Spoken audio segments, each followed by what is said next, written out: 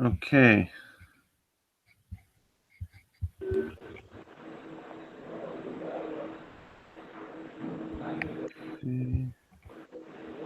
Good morning, everyone. Hope this is up and running.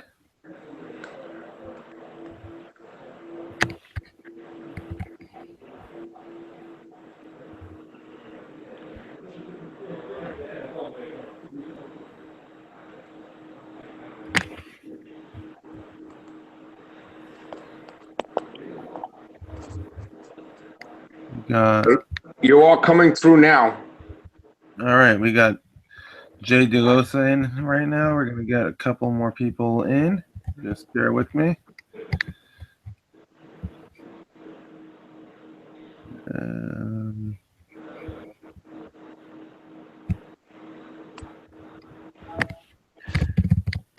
We got copycats everybody, like left and right. Yesterday, we got like, how many people? We got 2 people when I was in the show.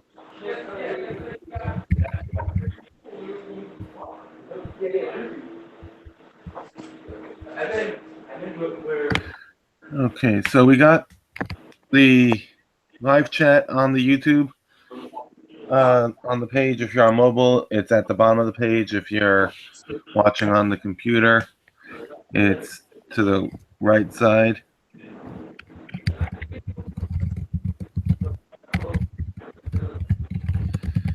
All right, we're just gonna get Orbit in here.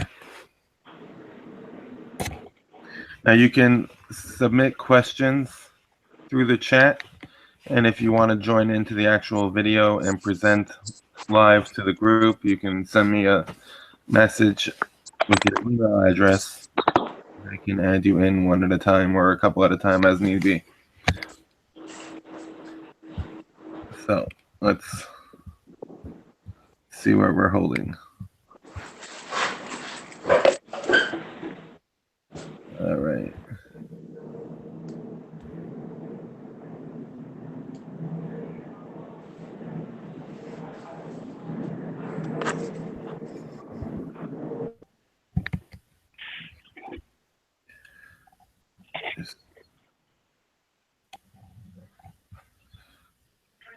There we go.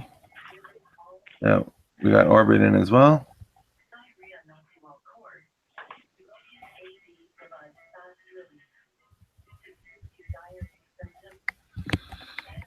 Okay.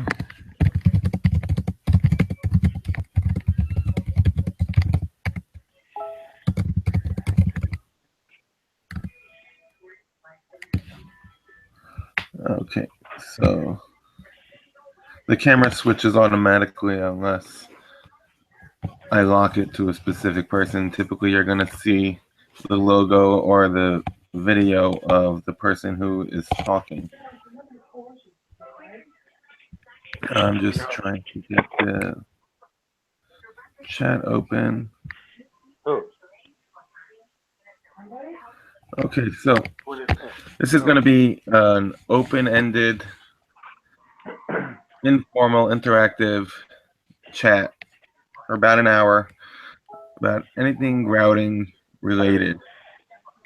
So we're going to take questions from the crowd, and then we'll try to go through them. We'll try to keep it brief so we can get a couple of questions in, and hopefully I'll be able to give some answers.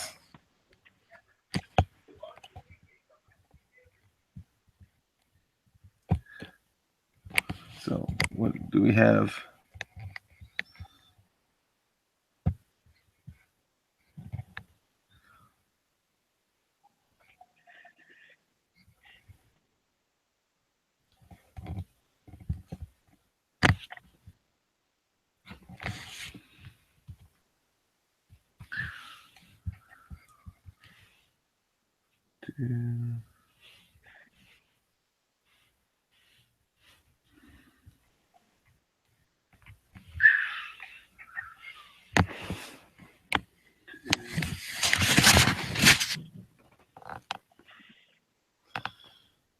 Right. So anybody want to start? You can submit questions through the live chat on YouTube. It's going to be under the video all the way at the bottom on mobile, or you'll have to be in portrait mode to be able to type. or on the side of the video or under the video, depending on your settings if you're watching on the computer. So far, I don't see any questions. John, if you want to start, if you have any questions, if you have any topics you think we should start by talking about, you can jump in. I mean, we can, generally, there's always a question on routing through a private road segment and whether it'll allow you to route through that. And we can clarify that a little bit in this live chat. Routing through private roads. All right, so let's talk about routing through private roads for a minute. Routing through private roads, like all roads, are penalized. Like all traffic, all the routing control that we have falls into one of two broad categories. We have things that are allowed and not allowed, and then we have things that are penalized, right? So, for example, going through a red arrow or down a one-way street is just something that the server knows is absolutely not allowed. So it doesn't come up, it's not given to the server as an option, and the server just ignores. If that's your only way to get from point A to point B, you will not get a route from point A to point B. The other option is penalties. And this is where most of Waze routing comes into play. Most of the preferences and the control that we exert on the routing server is done through penalties. And the way we can explain that very simply is if we want to get from point A to point B, and the server comes up with 5 different possible ways of making that happen, it's going to assign an ETA to each of those options. And let's say we're talking about 5 minutes, 7 minutes, 8 minutes, another 8 minutes, and 9 minutes for each of these pathways. But now the 5-minute pathway has a private route, a private road segment on there. And that might have a penalty of, let's just throw out a number that, no, I'm not going to give any actual numbers because those are all confidential. And this is public, and it's going to be available on YouTube for people to watch later, so we got to be careful with what we mention. So individual specific numbers are confidential, and we're not allowed to share them. That's something that the champs are aware of, and they also can change as needed by the routing developers when they see changes are necessary to keep things running. So we don't share those numbers, A, because they're confidential, and B, because they're likely to change and not necessarily stable. But let's say 3-hour penalty for a private road segment, just for argument's sake. And there's a private road segment on that first route. So now the server is going to assign that ETA as 5 minutes plus 3 hours, which is faster than the 7 minutes it would take for the second route. The second route might have some big detour prevention on it with a half-hour penalty. So now that becomes 37 minutes, which is considered faster than the third route, which was 8 minutes. So now when it has to pick a route to give to the client, it's going to send that 8-minute route as the first choice. Even though there's a 5-minute route and a 7-minute route, which are faster, those have penalties on them, which made them seem like they were longer. And that is how Waze routing works to control and manipulate what is presented to you as a client. Now, there's penalties for private road segments, but the penalty is not applied when you go onto the segment. The penalty is applied when you go off of the segment after you were already, after you went onto it.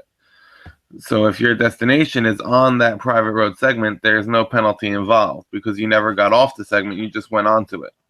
If you're on the segment when you start your route, just for argument's sake, there's no penalty applied because there's no way to get off of it without going off of, to get to your destination without getting off the private road. So the point is mute.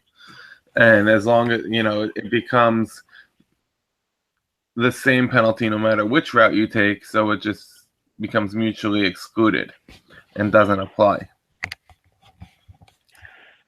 Now, there are some cases where people might see a route that goes through a private road segment. Why might that happen? So there's a couple of things that can come into play.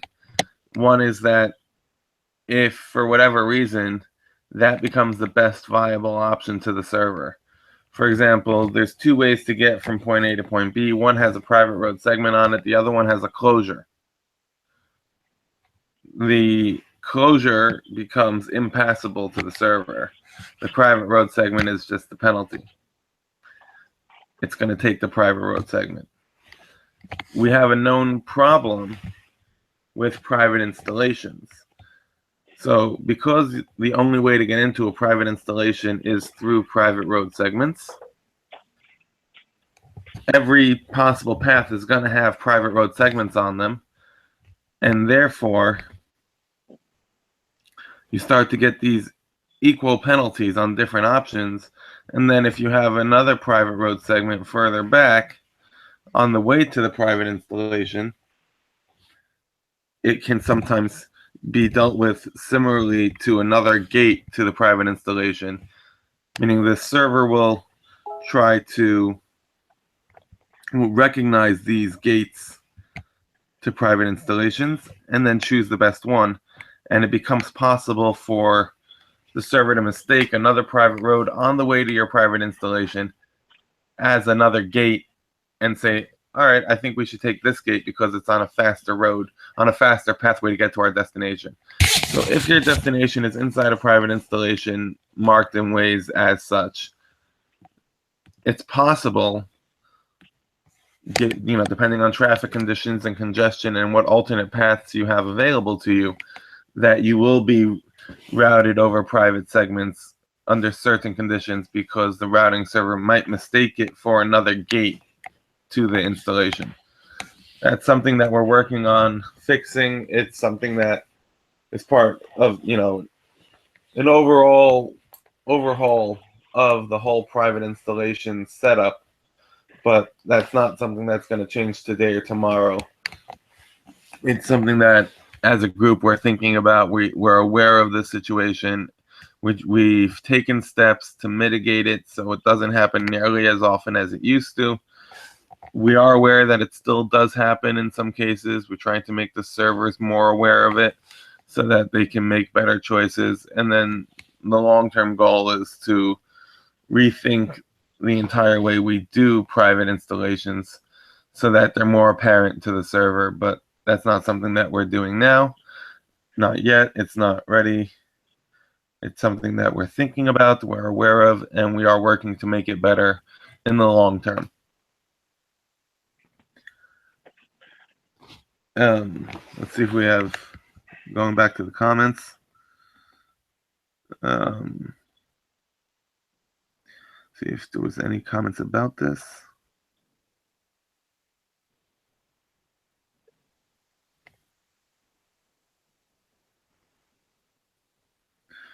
Okay, so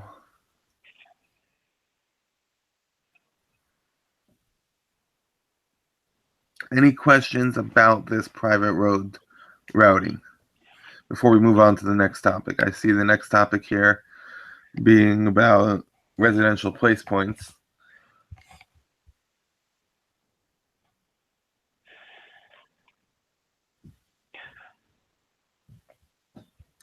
See a couple of people asking about residential place points and house numbers. We can go into that briefly next.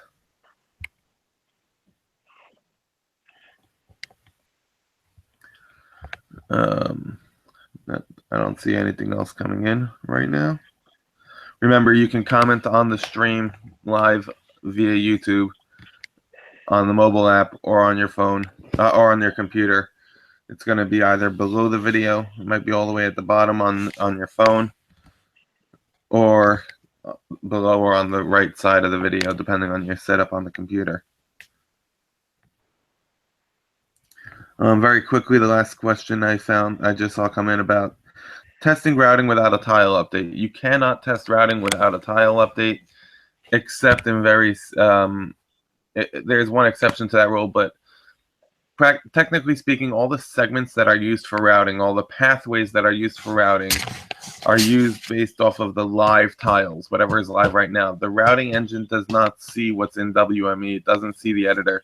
So until the tile update happens, that's when the new segment pathways and tiles are passed into the routing engine, and the routing engine starts to use them. That is basically what a tile update is. It's taking the information, taking a snapshot of the map as it is right now. Currently, this happens at about 2 p.m. Eastern time.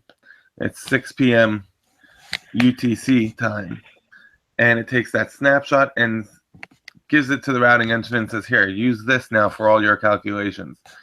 It also generates the images that are then sent to the client for the graphic visual map, and on a separate schedule, live map images are generated, which is why you'll currently see, for example, that the images on live map don't match the routing on live map, because the images being generated is one part of the process. Passing those tiles to the routing engine to be used as pathways for routing calculations is a separate part of the process, and you can't see any effects on routing from changes you make in the editor, with the exception of closures, which are not handled directly by the routing. It's a separate system that comes in place on top and basically just tells the routing which segments to avoid. Those are live, as we know. They take about a minute or two to propagate, sometimes up to 5 minutes to pass through the server sync and all that.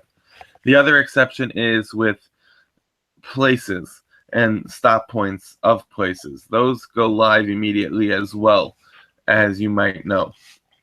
So when you update the position of a residential place point and then search for that address again, you will get, within a couple of minutes, routing to the new destination point.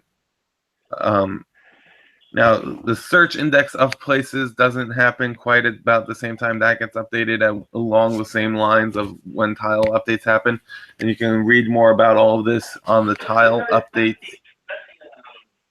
page on Wazeopedia. We can drop the link to that in the description to the video. But you won't be able to necessarily search by name for a brand new place.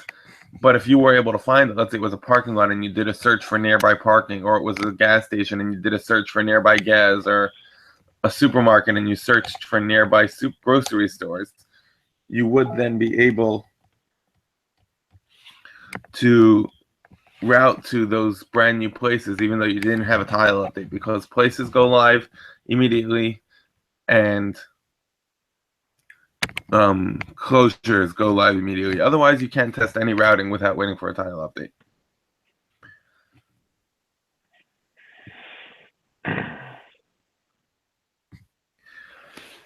Now, currently, someone did mention to me privately a question of gates, and we're talking about the private installations and gates and compounding penalties. So penalties do compound on Waze. So if you have a private road and then you have further down the road, you have a toll and you have avoid tolls on, and you might have some detour prevention further down the pathway.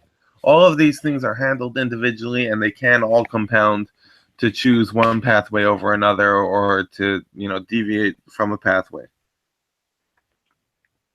When I say penalties do compound, if you have a string of 3 private road segments back to back connected consecutively, that doesn't mean you have 3 penalties, because the penalty only happens when you go from a private road segment to a not private road segment. So if you went from private back to street, that's where your penalty happens.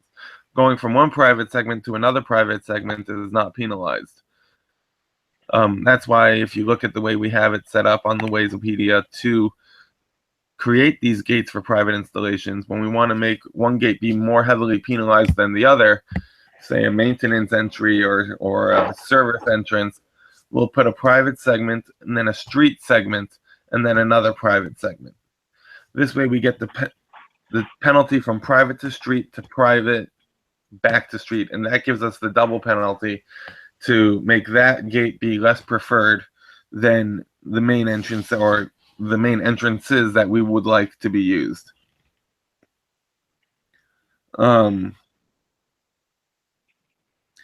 Currently, that is our guidance. That is how we set these up today.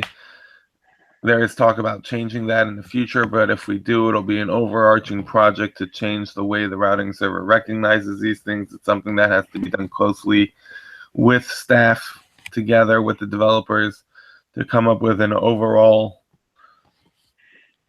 system for how to deal with these. And it's in discussion, it's on the table, but it's not something that as editors we need to be concerned with for the foreseeable future.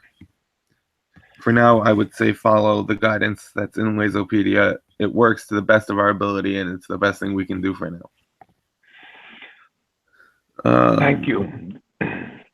So let's go back to residential place points. Now, we started talking about this a bit with the tile updates. And let me see if I can get a couple of links up on the video as well, so you guys will be able to see. Just gotta get the chat open so I can start posting some links in there myself. Or It looks like we have a few questions about residential place points and house numbers. right, so we're gonna get into residential place points right now. So as we know, when you search for an address on Waze, it looks at several different sources to try to find where that address is. The first place it's going to look is at residential place points. The next place it's going to look is at confirmed house numbers that have been edited or moved or nudged or however you want to refer to them. They've been touched by an editor and they're not just an import. And the way that you can tell if a house number has been touched by an editor is whether an editor's name appears in the top left corner of WME in the house number interface when you go and try to click on that specific house number. I'm going to get the editor up here in a second. I'll show you exactly what we're talking about. So that's the second preference. The third preference for a house number, if there's no Waze RPP and there is no confirmed house number in the editor, is going to be to look for Google. And this is in the US. Waze is linked to Google as a third-party resource for several things, one of them being address searches. So you'll get the search from Google. The next place, if Google doesn't have that address, and when I say Google doesn't have that address, I mean Google doesn't return a result for that address. So even though the address may not exist in Google at all, if Google is willing to interpolate that address and generate a result, it'll send that result back to Waze, and that'll be used. And that may be a mile away from where the address actually should be, if Google is automatically generating that with interpolation or some other algorithm that it uses. If there's no result back from Google for that address, Waze will then go back to unconfirmed or imported house numbers that are in Waze. And if we don't have an imported house number and there's no results on Google or other third-party resources that Waze is tapping into, and there's no residential place point, then you're not going to be able to find the address. What sometimes will happen is there might be a non-residential place point that has the address listed as the name of the place point. This happens a lot when people try to take pictures of their house through the client and add it as a place, but don't put down that it's a residential place, and they put the name of the place as the address of the place as the name, and those can come up in search because it'll match what you're typing as the address, even though it's looking at the name field of the place, and give that to you as a result, which might also be in the wrong location. So when you're looking to fix routing to residential places, you want to keep in mind to look for regular places that might have that as a name. Now, where does the routing terminate? So residential place point routing should terminate at the closest segment to the point. So now, if we look at this segment right here and we open up the housing number interface, of course, it doesn't want to work right now.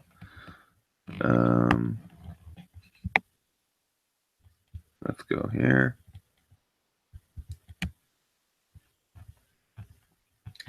And edit the house number. There we go. See if there are any addresses on this block. So we can, there we go. Let's zoom in a little bit.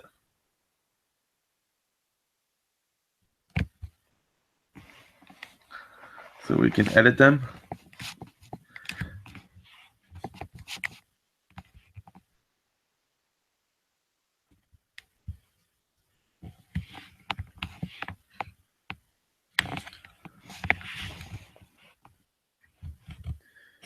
So now, as I was saying, a residential place point should route to the closest segment to where that place point is.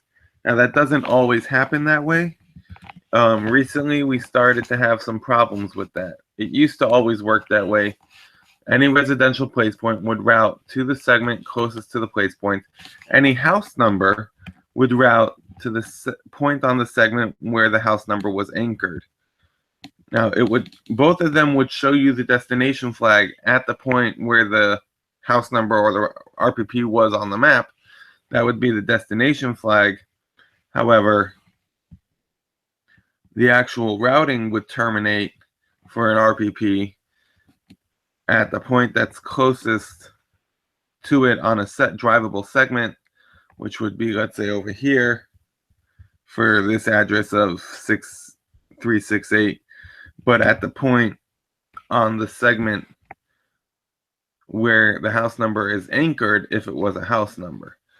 Now, a couple of months ago, there was a change in the system that affected that and started treating certain residential place points as house numbers and routing to the segment that was closest to them, and others as started treating certain residential place points as house numbers and routing them to the segment that they were named for. So, for example, to this address of 6368, if that were to be a residential place point, even though it's closer to Penelope Avenue right here, it might end up routing to 79th Street if it was named as 6368 79th Street. And that was a change that happened a couple of months ago. It affected certain house numbers. It affected certain residential place points. It mattered how close they actually were to the segment that had a matching name. If it was not nearby that segment, then it would route properly to the closest segment.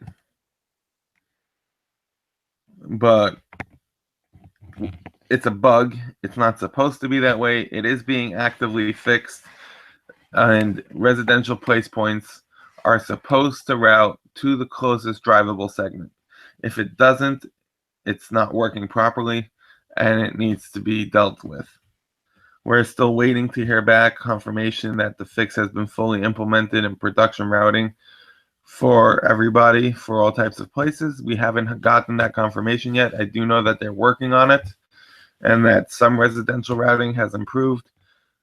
And we're waiting to find out for sure that it's officially fixed. And then once that happens, any issues that we see with it routing improperly, we can report to the developers to update.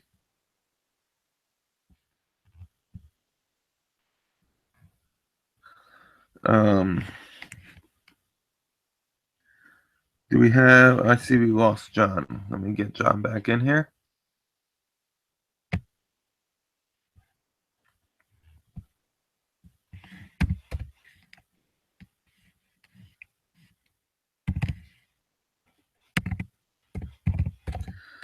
Stand by a second.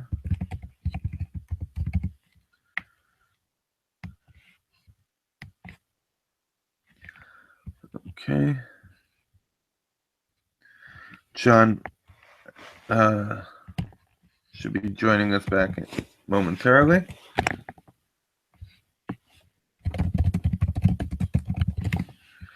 And let's see why this is not loading.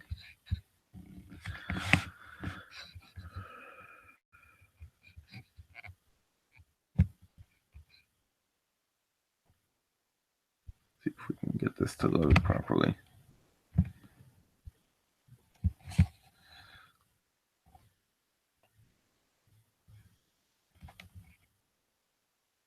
There we go.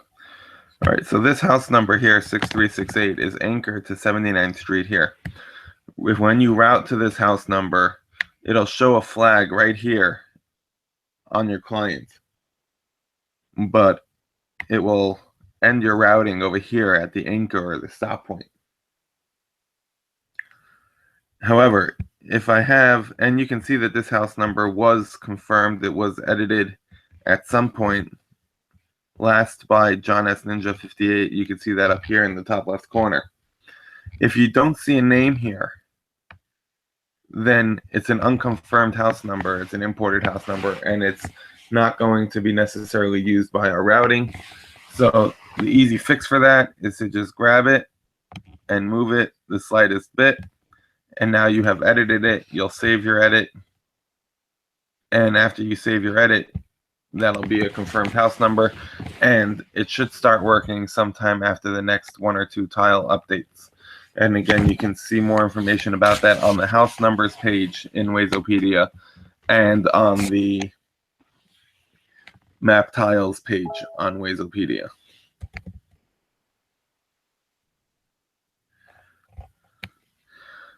Now let's see if we can get just to visualize if there are any residential places nearby.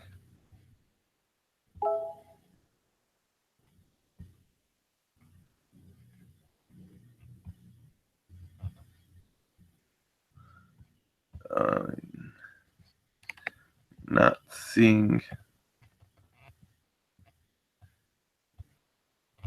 any right here. Let's zoom out a little bit.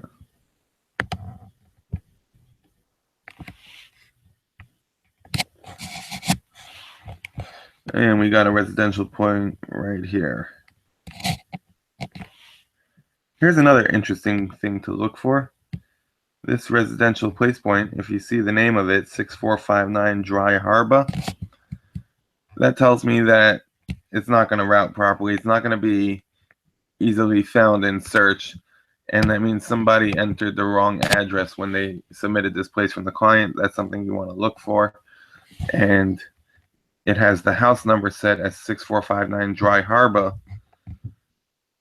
I'm assuming that is supposed to be Dry Harbor Road, but it's pinned to 64th Road. So if we wanted to fix this, we'd have to, change the street here to be Dry Harbor Road, and then fix the address to be 64-59.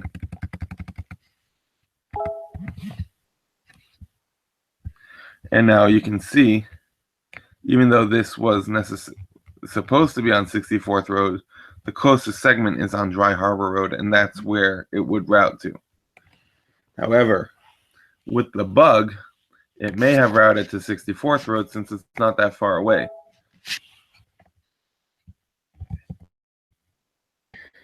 You see we have some comments coming in. So let's move on to the next question over here. KT, in terms of Waze routing, how long into your drive does it start to consider and weigh historical data compared to current real-time data? So it's not about how long into your drive this happens. This happens, if you're talking about hours away, you're going on a really long drive, it's obviously not going to look at the real-time traffic on a segment that's 4 hours away from you, because that traffic will change before you get there. So there is a threshold at which point the historical data takes much more preference and precedence over current real-time traffic, and vice versa. And if you're approaching a road in 5 minutes, that's normally clear, but today it's congested. We're going to use the real-time data more than we're going to use the historical data. It's all mixed together and meshed using a very complicated algorithm to determine the predicted speeds for your route. Where exactly that happens along your route is not something that we can share. It's not something that we even know precisely. And it's not something that necessarily is stable and stays the same. But suffice it to say that that would be a long drive. It wouldn't be your short trip to the grocery store or your 30-minute commute to work, most likely. Giving an example that traffic will tend to build up along the freeway in 35 minutes, but currently there is no traffic. With Waze way more the current road conditions or the historical heavy buildup. So this is a comment that I hear not uncommonly from people. I commute to work every day. It's an hour and a half for me to get to work. When I leave my house, the highway is clear. The freeway is clear. But when I get to the freeway is going to be jammed. Let's say I leave my house at 8 o'clock, and by 8:30, the freeway jams up. It takes me half an hour to get there. So by the time I get there, it's jammed. But when I leave my house, it's clear. And then my ETA goes up as traffic starts building on the freeway because it starts to see that jam building up. And then my ETA is always wrong. Every day I get to work 20 minutes after my ETA initially said I would get to work, or something along those lines. It's the same place, it's the same time every day at 8:30. The freeway gets congested. If this is something that you are experiencing, we can submit this to Waze. It's very hard to nail down. It's very hard to diagnose without specific examples. If you would set your client to debug mode, and the way you do that is you do a search as if you're searching for an address. You type in 2 #2. And that'll toggle debug mode on or off. And then with that, and you can leave it in debug mode. I have my client in debug mode perpetually. And then when you start a route and you get an ETA, and later on throughout that route, you get into this traffic and you see your ETA going up, and this is a chronic location where this happens frequently. At the end of your drive or during your drive, when you see your ETA going up, go to the report menu. There'll be a new button there to send logs. You send your debug logs in, and then let me know. I'm going to need your username, the time you started the trip, the time you ended the trip, and give or take when the traffic buildup happens. And I can send I can send that information to the developers who are handling the routing, and they can look up your logs in the system and try to figure out where their algorithm is going wrong and not recognizing that traffic buildup, because the system is designed that it should recognize that buildup. If every day the freeway gets congested at 8:30 and you leave your house at 8 and you're going to get to the freeway at 8:30, we know that based on your ETAs that you should arrive at the freeway at 8:30, and that the freeway historically is congested at 8:30. That is something that is supposed to be taken into consideration, and if it's not working properly, we need to investigate it on a case-by-case basis to hopefully figure out where the bug is in the system. So our next question is, why will Waze sometimes give a right turn plus a U-turn instead of a left turn? So this is basically something we call a small detour.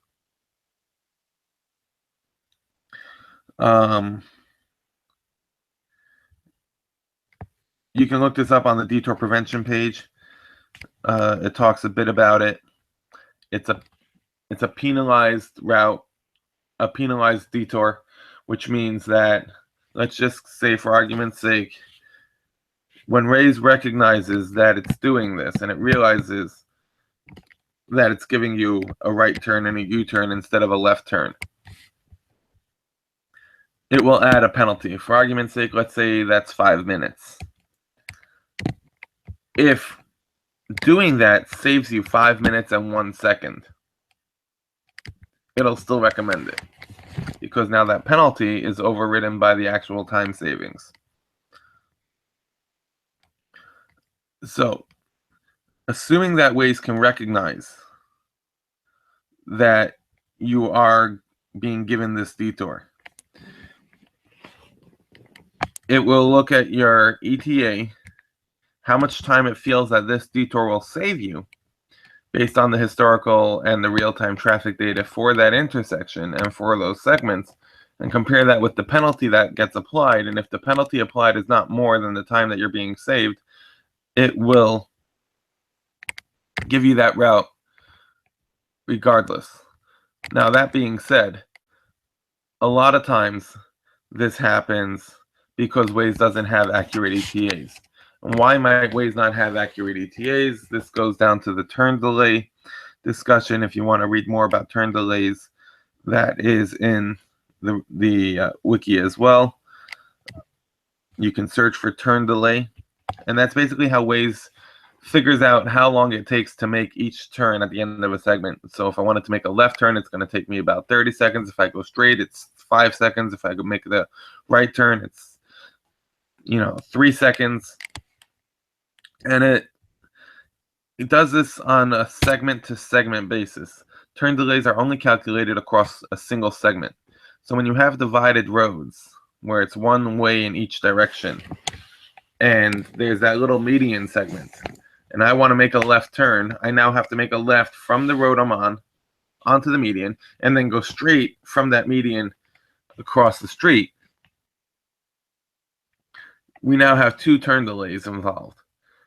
And it, depending on where traffic builds up, making that turn, all of the delay information may end up on one segment, and then that little small segment, which is carrying straight through traffic, as well as the turning traffic, may end up having polluted results, where some of the people who are turning have their ETA on there mixed with some of the people who are going straight, giving you artificial readings of how long specific maneuvers or movements are taking.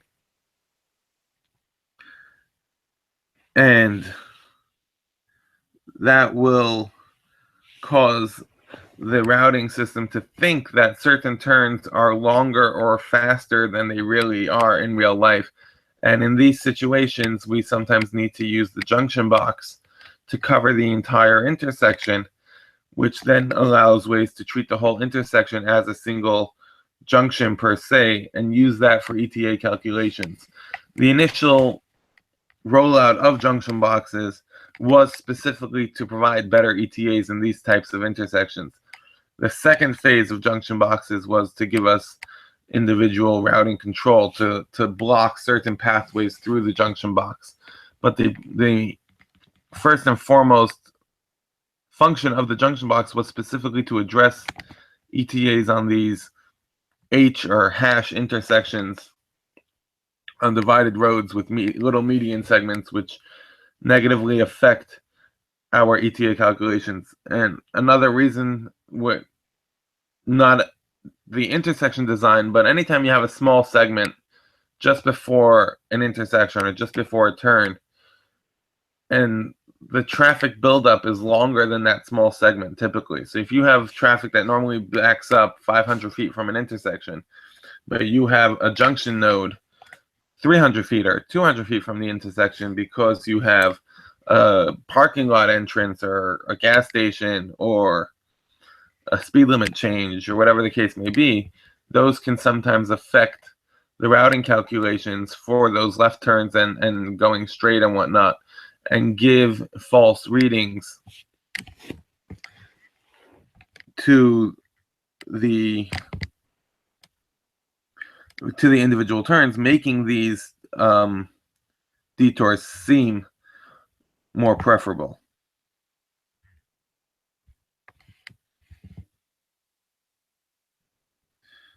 So I'm just scanning through the comments quickly to see if anybody is writing anything specifically related to what we're talking about as we're talking about it. If not, we're going to move on to the next question.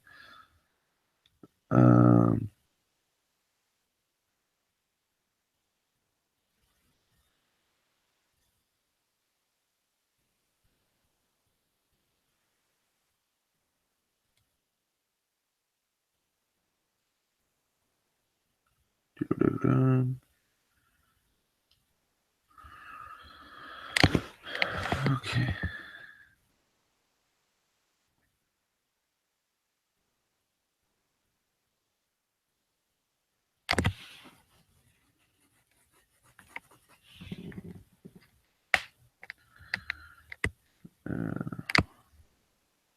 Okay, so I don't see.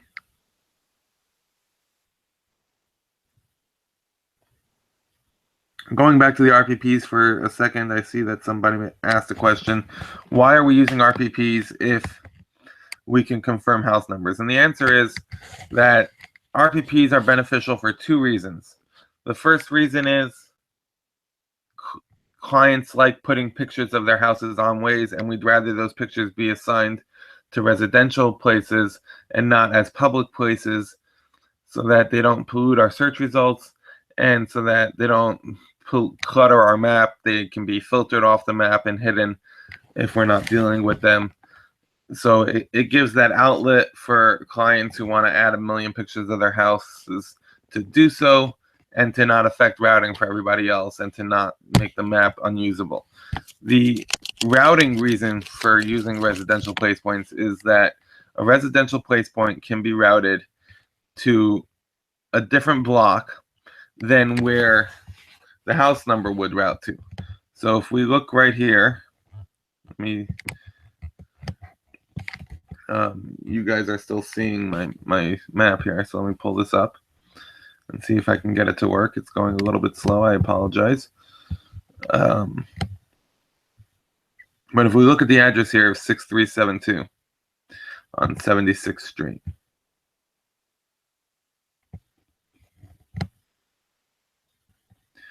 and this is,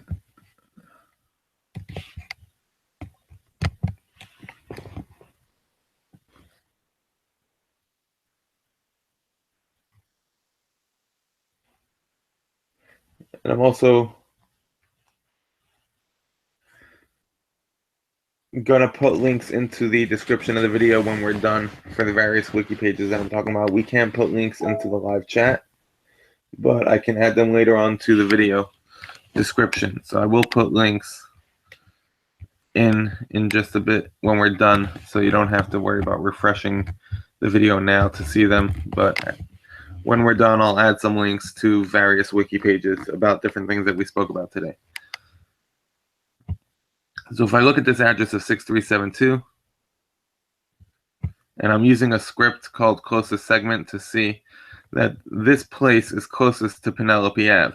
So the routing for this residential place should take me to Penelope Ave, which is very useful for houses that have entrances on the other, on the side of the house, or buildings that are accessed from a different block than where their actual address is. The residential place point can take routing here to this side street. Whereas if it were to be a house number,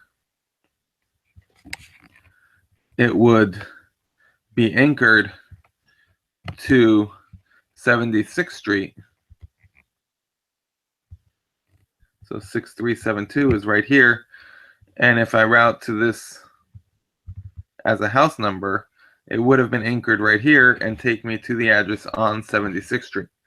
Now, the actual proper routing for this place is on 76th Street. However, this residential place point is going to be preferred, A, because it's a residential place point, and B, because if we look at this house number and we look up in the top left corner, there is no last edited by. This house number has not been edited and has not been confirmed. So what I'm first going to do is try to confirm this house number by moving it just a drop.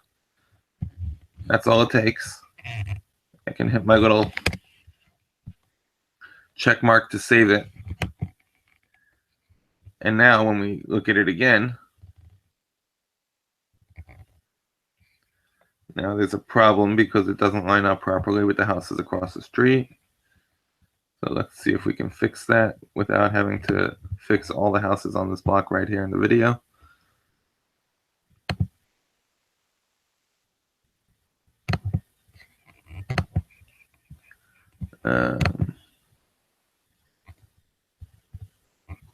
Let's see where 6371 is. Now, sometimes you're going to have to go ahead and adjust a bunch of different house numbers so that they end up all being in sequence. Sometimes you can just play with it a little bit and get it to work. If not, I'm just going to force it so you could see what we're talking about.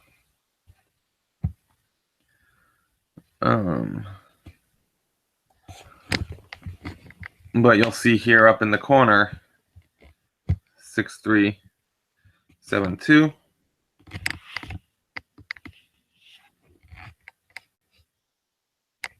Now it says last edited by me, and that's how we know that it's a confirmed house number. However, I'm going to get rid of it because we have the RPP. We don't need it. So I'm actually just going to delete it right now. So it doesn't affect all the other house numbers here for another editor. Now, it's one thing to remember with forcing house numbers is that they are locked to rank 3 and above. So if you force the house number, and that now means that editing other house numbers in that area are going to require them to be forced.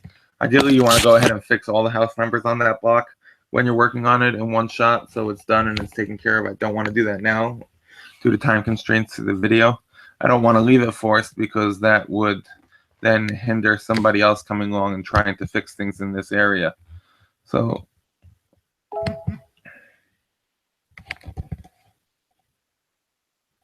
sorry, I think someone mentioned I've been corrected. You can force house numbers at rank 2.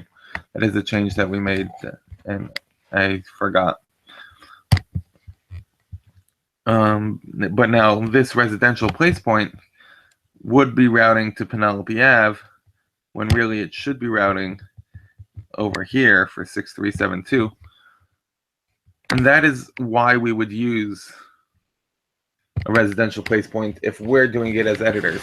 As an editor, I'm not putting pictures up. I'm putting in residential place points specifically because I want the routing to go to a segment that doesn't have the name that would be used by a user when he was typing in the search. So if I was searching for an address on 76th Street and I wanted the routing to end on Penelope Avenue, I would use a residential place point for that, because I can make that point be closer to Penelope Avenue. And just to repeat, we know that it's not working 100% right now.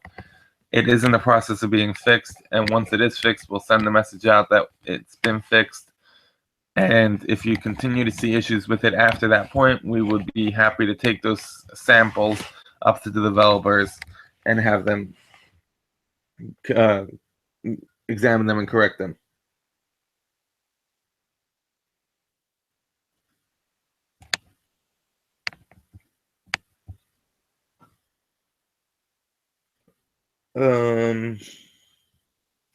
James, you're talking about the... I see James is talking about his problem with the detour. If you want to come online and present that, feel free. I need you to send me your Gmail address so I can add you to the Hangout and you can show us exactly what you're talking about. In the meantime, we'll move on to a new question. Can you show a typical example where route speeds were used to tweak a specific segment that otherwise was valid and solved correctly? From Buckeye Mondo. I'm not sure I understand what you're asking.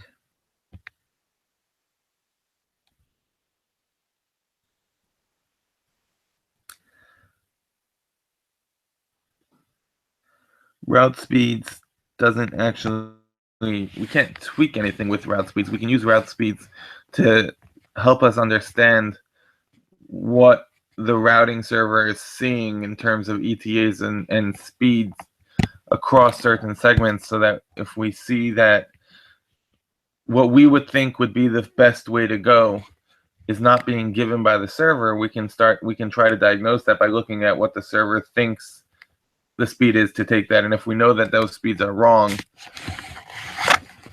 definitively, we can start to try to look at why the server is getting the wrong information. Is it a GPS error issue? Is it a turn delay issue? Is it something that needs to have a junction box? Is it something that where the segments are not aligned properly, or some other aspect, and try to work around figuring out why the wrong speeds are being assigned to those segments and how to get that to work better.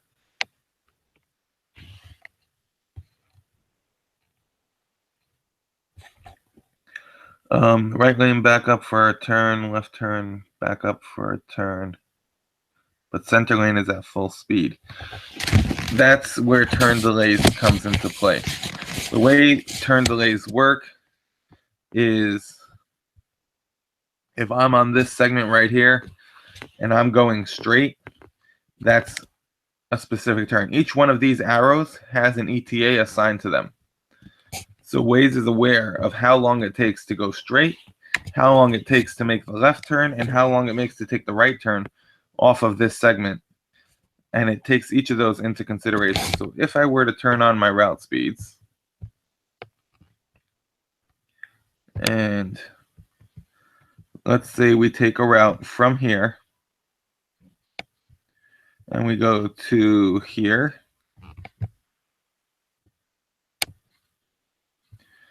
and we'll see that this segment here is now giving me a 15-second estimated travel time to cross this segment. Now, if I change that to go here, this same segment is now saying 17 seconds. So we're saying that it now takes 2 seconds longer to make the left turn versus how long it takes to go straight. And if we look at the right turn,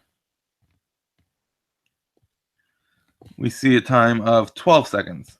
So based on the information we have, it takes less time to make this right turn than it does to go straight or to make the left turn. And we can do that at busier intersections to get a better idea of how this is working. But let's say we go from here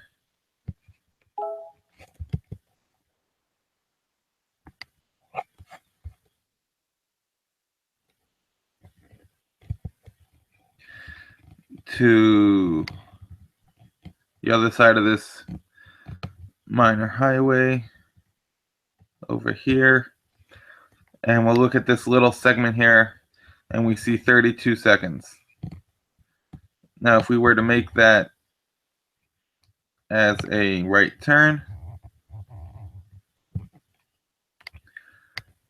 that little segment is 47 seconds. So now that tells me that people making the right turn typically wait a little bit longer than people who are going straight. So that might be because there's only one right turn lane or whatever the case may be, and 15 seconds for people making the left turn. So according to this information, people who make the left turn here actually go faster on average than people who go straight and people who go right. Oh, that makes more sense. 46 seconds for the right turn. 31 seconds for going straight, and let's see if it recalculates, 15 seconds to go left. So what we typically expect is that going straight is the fastest, going right is going to be a little bit slower because you got to get into the right lane. So on a multi-lane road, that might take a little bit, you might have less flow rate for the right turn, and then going left takes longer because you got to deal with oncoming traffic on a two-way road. However, in this case, going left is going faster, and sometimes the reason that might be is because you have a left turn only light, which means that the people going left can turn left at any time that the light is green, plus they have a dedicated time that they can only turn left, which means that overall, if you factor in the time that the light is red and the time that the light is green, that's our turn delays factor in those red light weights as well, and then average them all out. If there were a left turning light here, it would explain what's going on. But I was going to look at Street View, but the Street View here hasn't even loaded yet. But I see it's from 2013, so I'm not even going to bother, because that's way more than enough time, 4 years in the city of New York, for them to have changed the intersection and put new traffic lights and no turn signs and all that. So it wouldn't even be accurate. But we're getting close to an hour since we started, so we're going to start wrapping up. I have a couple more minutes if people want to stick around. I want to see if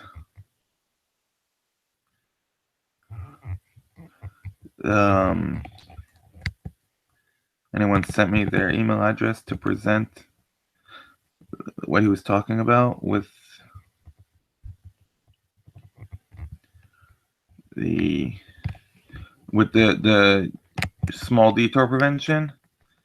I don't see that anyone sent me anything, so we'll move on. Unfortunately, it takes a lot of time to go through these, and we can't get to everybody's questions. We do want to do this again in the future, and hopefully get to more questions as we go along. Let's just see.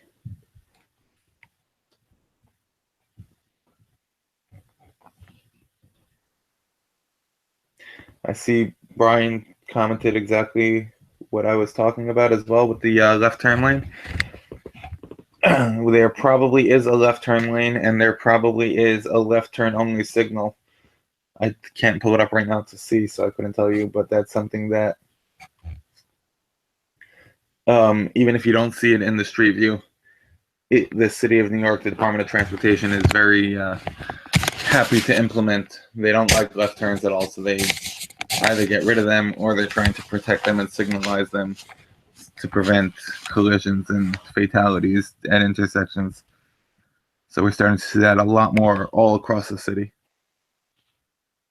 Let me see if there's any simple questions here that we can get through quickly.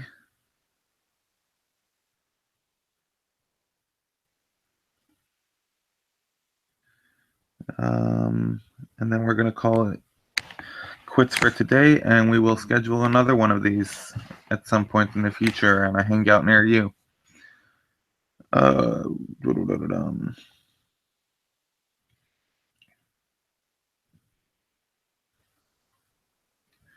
So quickly, I see someone asking about, are we addressing ETAs not being accurate on long routes? And the answer is yes, we would like to address it, but we need specific examples. We need you to send logs when that happens, and we need you to send us a message. You can send me a message with the time that it happened, the time that you started your trip, the time that you noticed the ETA going up, and if this is a chronic thing that happens on a regular basis, with your username that you use in the client to send the reports, and we can send those up to be investigated.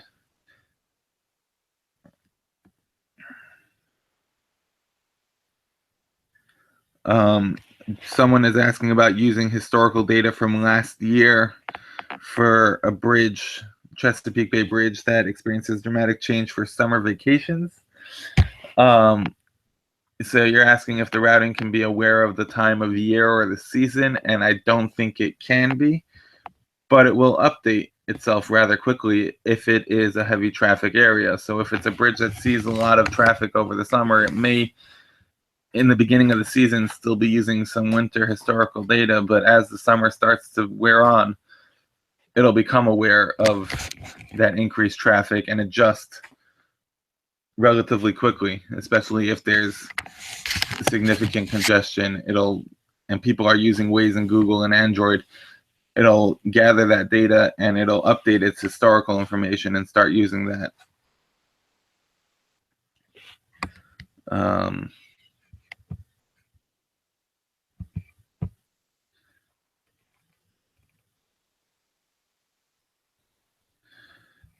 Not sure what's going on over here with my video. Can you all still hear me? Because my computer is just acting a little weird. I think we are still live. Yes. Okay. Any more quick questions before we wrap it up?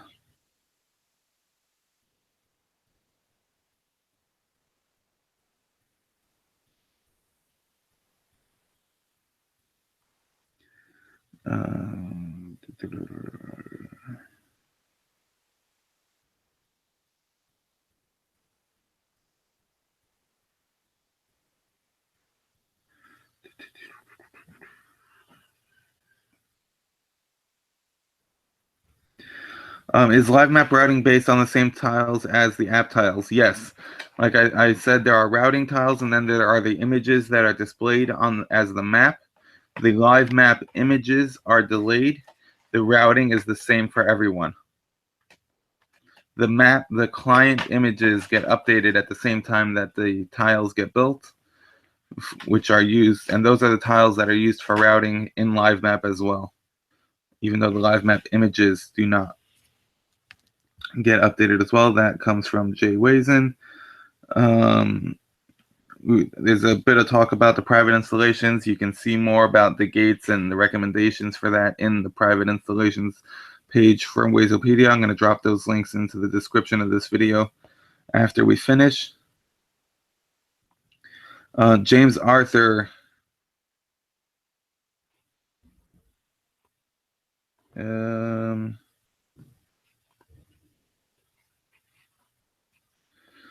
That's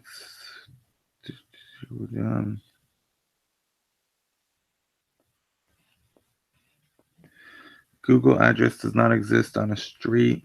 Coming from David Cherry, on a street that does. And Waze drops you in the geographic center of the street. That is Google interpolating and generating that address. Google saying, sure, we'll give you a location for that address. We don't know where that house number is, but we're going to say this is the right street you want and send you to that street. And that will take preference over an imported or unconfirmed Waze house number. A confirmed Waze house number or residential place point should fix that.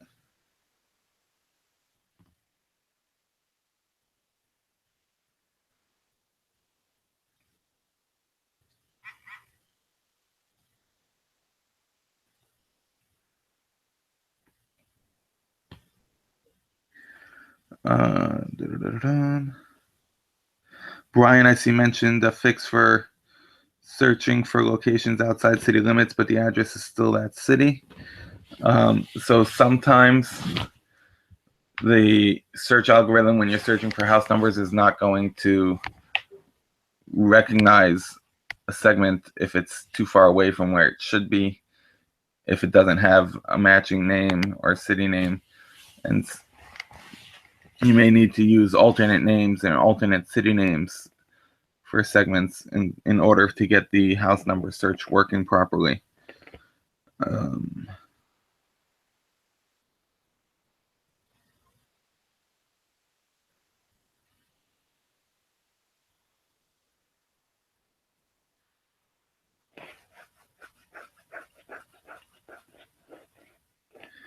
So if you might want to change the city on the address on the segment first, and then fix the house number or the residential place point that way. This is all about. There's a lot of talk about residential place points. I did see mention about the issue with a specific residential place point that was routing differently on certain phones, Android versus iOS and whatnot. I don't think it's specifically related to Android and iOS. I think it might be a server configuration thing where certain people may have been connecting. We don't all connect to the same routing server every time we connect for a route. There are multiple servers to handle the load, and sometimes you can get a bug in one server that's not in all the servers. It is something that I have not seen before, and we do need to look into further. But I would wait until the residential place points are fully deployed and fixed before getting into that, because it's possible that they were testing a fix on one server and some people were hitting that server while other people were hitting a different server, and that's why routing was working differently for different people at that time. I wouldn't investigate it too much right now, because we know that they're working on the residential place point routing, trying to fix the bugs that they have with it.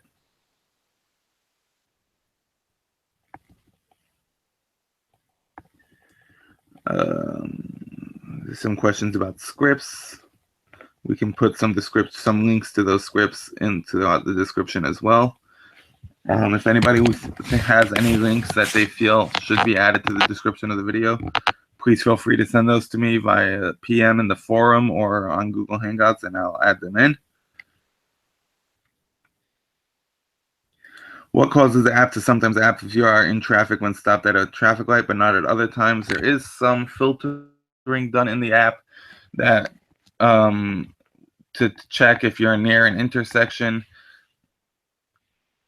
not to ask you if you're stuck in traffic, because it recognizes that. So if you have a traffic light that's in the middle of a very long segment and there's no junction there in Waze, it may not recognize that you're at a traffic light, and therefore it'll ask you if you're stuck in traffic. This question is coming from Ant1308.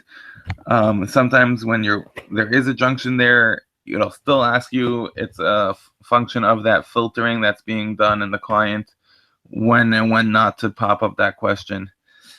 I don't think it's something that it also has to do with, the average flow. So even if you're stopped at a traffic light, but traffic is very, very heavy and people are waiting much longer on average than they usually do, it may still pop up. It's not something that I think we need to work on. It's not a big nuisance or a big problem.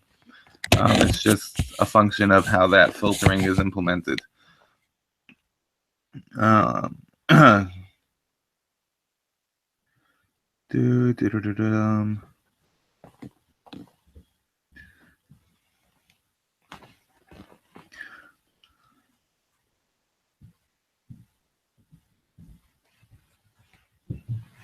Brian Curtis, if a reroute would only save me 2 to 4 minutes, I don't necessarily want to get off the main highway. I'd love to see a setting to set a time saved before a reroute happens, for reroutes only. This is something that we actually have discussed many times with the developers. Profiles for driving style. Are you someone who likes to stay on the main highway, and if it's going to save you 15 minutes, you'll get off, but if it's going to save you 5 minutes, you're not going to get off? That time might be different for you, and it might be different for me, and it might also depend on the overall length of your trip. 5-minute savings on a 5-hour trip might not mean a lot to you, but a 5-minute savings on a 10-minute trip might mean a lot more to you. So is it something that needs to be implemented as a value in minutes, or is it something that needs to be implemented as a percentage of your overall ETA? How is it going to be implemented? Is it something that's going to be a distinct user setting, or is it something that will be implemented as algorithmically with the routing engine identifying how often you ignore such little detours based on how much time they save and assigning you a profile on the back end? These are all things that have to be discussed and researched and determined what's the best option that gives the best flexibility for us, for the power users, the guys who are willing to dive deep into the settings and make these fine-tune adjustments, while at the same time not overcomplicating things for the casual users, the people who just want to turn it on, type in a destination, and go, and they want it to work, and they don't want to be involved in settings and features and configurations. We need to be simple and clean for the vast majority of our users. At the same time, we as the power users want to have all this flexibility and control. We don't have those options now. It is something that is being considered on the roadmap long term, and it's something that we're aware of, that different people have different styles, and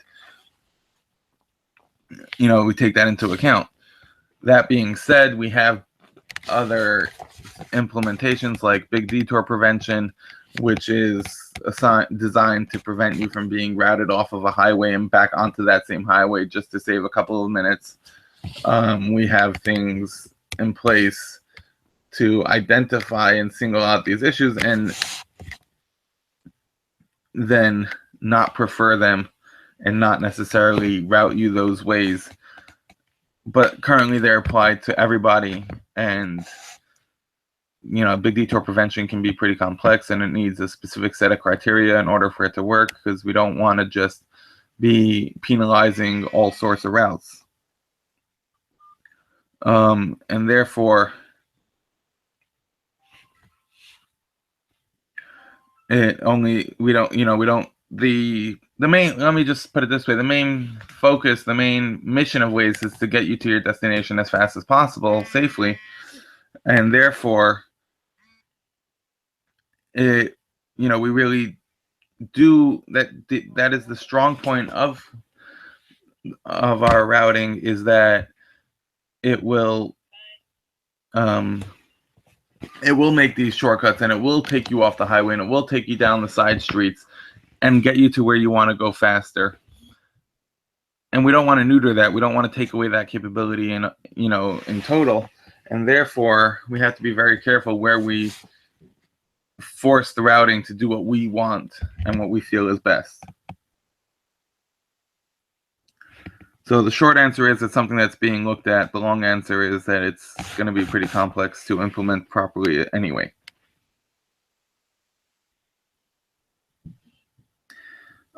There is some preference, there is some reliability involved, there is some preference involved.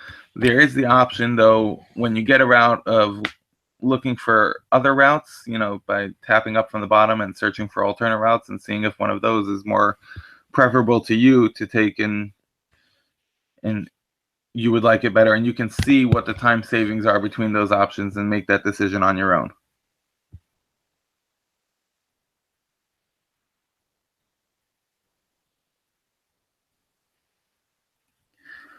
Vicky asked, when do I avoid placing a PLR near an intersection to avoid affecting turn calculation? That has to do, it's something that I do based on how often traffic actually backs up at that intersection beyond the point of where the PLR is going to be connected, and how important that PLR is for overall routing. So if it's, for example, a gas station, I'm going to put it in. If it means that I also have to put in a junction box, I might also put in a junction box. That's rare that I have to do that. If it's, if it's for parking, for an actual parking area, I'm going to put it in, because that also affects our ETA calculations. People driving into the parking lot when there's no PLR there and then stopping and leaving Waze running in their car are artificially slowing down traffic on the main road. So I'm going to add that parking lot anytime that there's actual parking going on in some parking area. It's really, you got to look at all the factors and decide on it. What's the best option to accurately reflect ETAs and to provide the best routing and navigation to the end user. Ultimately, we want to give the proper directions to our users, and if that's where a road connects, that's where the road connects, and we have to put it in. And if we then have to take other actions to mitigate effects, we'll have to do that.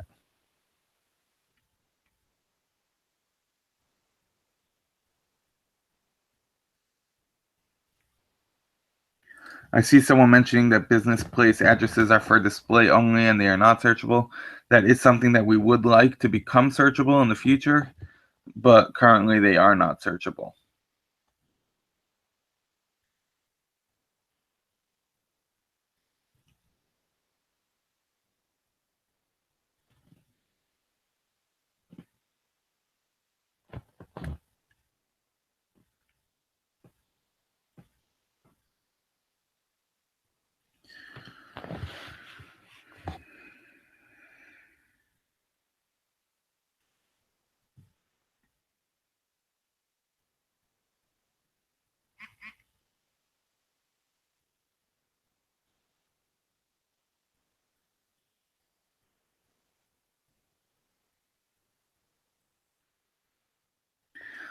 So Michael Cartographer asked, how does the penalty for off-road compare to the penalty for private road, and are they similar?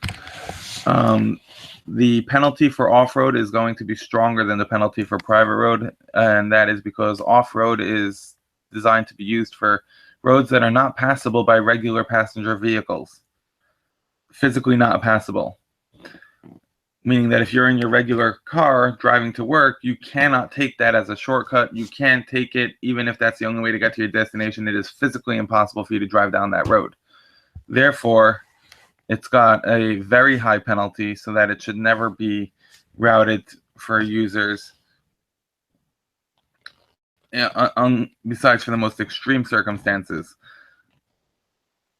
Since we don't have a vehicle option for ATV in the client at this point, we don't have a way to designate that we have, or a 4x4 truck. We don't have a way to tell the client, hey, I'm able to take 4x4 off-roads, so give me those routes. Therefore, they are always going to be very highly penalized. Private roads can be driven by a regular car.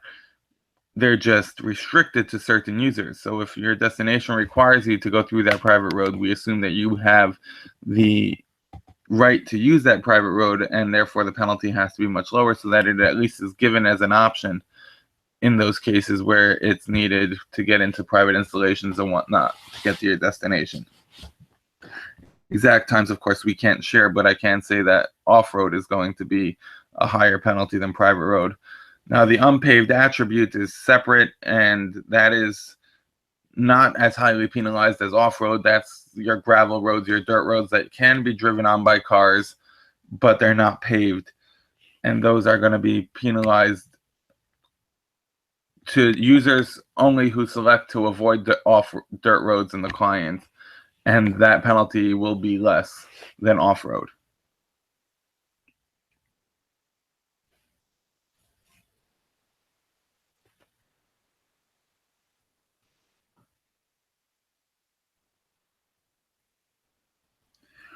Somebody asks if there's a breakpoint between shortest and fastest. If you have shortest set, it is going by geometric distance along the segments, and it does not take ETAs into effect at all. If you have it set to shortest, it is going to take you down the road with the shortest distance traveled, period, end of story.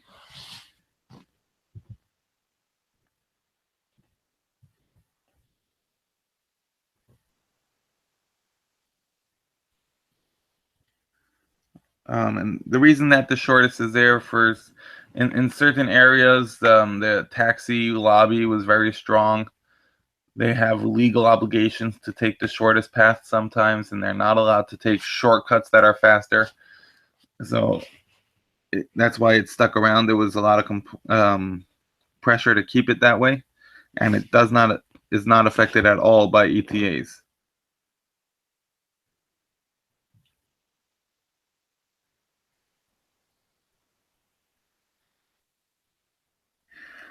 Dude 463 asked a question about routing ETAs on ferry lines, and the answer is yes, we can do something about routing ETAs on ferry lines. If there is a specific ferry now ferry lines are not given the ETAs, there are times assigned to the segments approaching the ferries, and those, if the ferry runs on a fixed schedule, those should work based on those times. So around the time when the ferry boards, the segment for the loading ramp of the ferry should show traffic moving freely or moving much faster than during the waiting times, where it'll show congestion and waiting, and that should factor in based on the schedule of the ferry. If the ferry is on a not on a fixed schedule, if it just comes and goes as it makes it, then the loading ramps historical traffic data will show the average time it would take a person from when they arrive to the ferry until they get onto the ferry, how long that time is. The actual time for the ferry segments, using the ferry road type in Waze to get from this side of the ferry to the other dock, is using a fixed speed. It is not looking at the actual recorded speeds of the ferry. We understand that some people turn Waze off on the ferry. We understand that, and the ferry doesn't usually have to deal with traffic. They have a fixed path that they go through. So the ferries are set to an assigned fixed speed that is set in the server, that is not based on detected traffic speeds. And therefore, we can change that speed. If there's a specific ferry that we know of that goes at a certain speed, we can assign it that speed. We can assign it that speed, and it'll always use that speed as its speed for calculating the traffic. So if you have a ferry that you want to change the speed, you can let your regional coordinator, let your champ know about it, and we can assign that and set it up. It's been a pleasure. I'd love to do this again. We're going to try to get some other people involved to join us and present on other topics as well as on this topic. I do have to go, and this will be continued. Thank you, everyone, for joining. I'm going to leave it running so that we can keep communicating in the comments for a little bit in the live chat, and then I will shut the video off in a couple of minutes. We've now gone for an hour and a half, and I hope everybody was able to gain something from this.